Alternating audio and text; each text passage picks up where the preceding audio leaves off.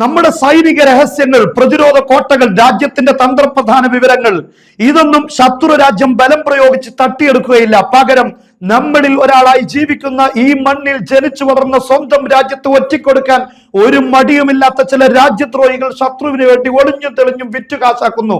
ചരിത്ര പോരാട്ടത്തിലൂടെ നാം നേടിയെടുത്ത സ്വാതന്ത്ര്യത്തെയും ഈ രാജ്യത്തിന്റെ നിലനിൽപ്പിനെയും കളങ്കപ്പെടുത്തിക്കൊണ്ടിരിക്കുന്ന പാക് ചാര സംഘടനകളുടെ കൈകളിലെ കളിപ്പാവകളായി മാറിയിട്ടുള്ള ഇത്തരത്തിലുള്ള ചാരന്മാരെയാണ് ഇന്ത്യ രാഷ്ട്രത്തിലുള്ള ഓരോ പൗരന്മാരും സമൂഹത്തിന് മുന്നിൽ കൊണ്ടുവരേണ്ടത്. നോക്കൂ നിങ്ങൾ, ഇന്ന് വന്ന വാർത്തയാണ്. ഈ വാർത്തയിൽ കാണുന്ന 4 പേർ പാകിസ്ഥാന്റെ ചാര സംഘടനകളുമായി ബന്ധമുള്ള ആളുകളാണ്. നോക്കൂ നിങ്ങൾ, അന്താരാഷ്ട്ര ആയുധക്കടത്ത് സംഘത്തെ വലയിലാക്കി Delhi police.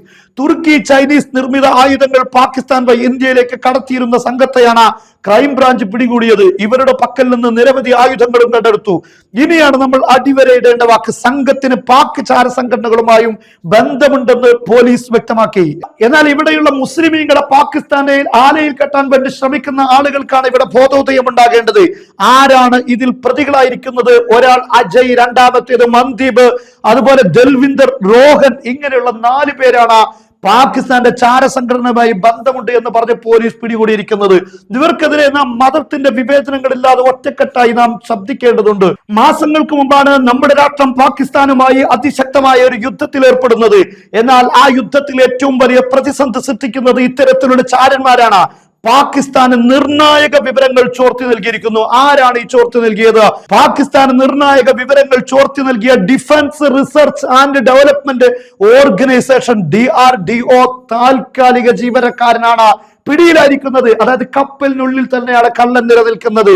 DRDO guest house manager Mahendra Prasad ആണ് പിടിയിലായിരിക്കുന്നത്. അതുകൊണ്ടാണ് ഞാൻ പറഞ്ഞത്, ഇവിടെ മതം നോക്കരുത്. ഒരു വിഭാഗത്തെ പാകിസ്ഥാന്റെ ആലയിൽ കെട്ടാൻ വേണ്ടി ആരും ശ്രമിക്കരുത്. ഏറ്റവും പ്രധാനപ്പെട്ട വിവരങ്ങളാണ് ഇവിടെ കൈമാറിയിരിക്കുന്നത്.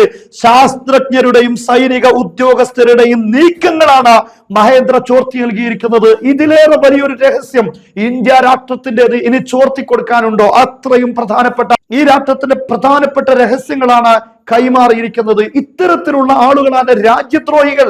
അവരെയാണ് നാട് ഒറ്റപ്പെടുത്തേണ്ടതും സമൂഹത്തിന് മുന്നിൽ കൊണ്ടുവരേണ്ടതും.